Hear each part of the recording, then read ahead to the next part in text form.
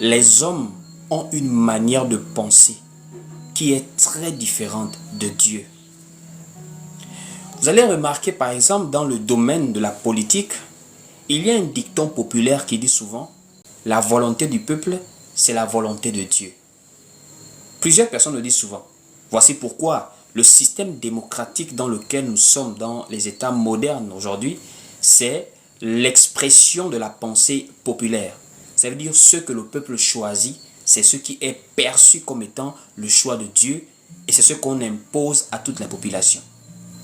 Voici pourquoi vous avez vu des États facilement accéder à l'homosexualité.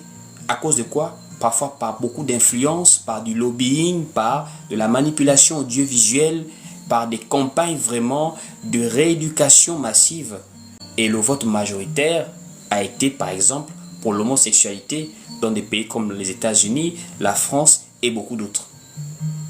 Alors, donc nous commençons déjà à comprendre qu'il y a des pensées qui semblent être vraies. Mais est-ce que vraiment c'est Dieu qui pense comme ça? Est-ce que la volonté du peuple, c'est vraiment la volonté de Dieu? Lorsque le peuple choisit des lois iniques, des lois qui sont contre nature, que Dieu lui-même condamne dans sa parole, peut-on encore dire que ça c'est la volonté de Dieu parce que c'est le peuple qui a voulu cela? La manière dont les hommes pensent est souvent très différente de la manière dont Dieu pense. Et la parole va nous le dire par exemple dans le livre d'Ésaïe chapitre 55. Ésaïe chapitre 55 au verset 8. Il est écrit ici: car mes pensées ne sont pas vos pensées, et vos voix ne sont pas mes voix.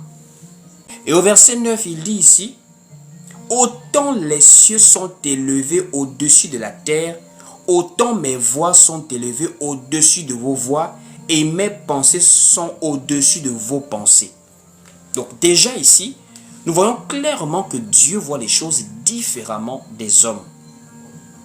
La manière dont Dieu pense, la manière dont Dieu voit les choses, c'est pas comme ça que les hommes voient les choses.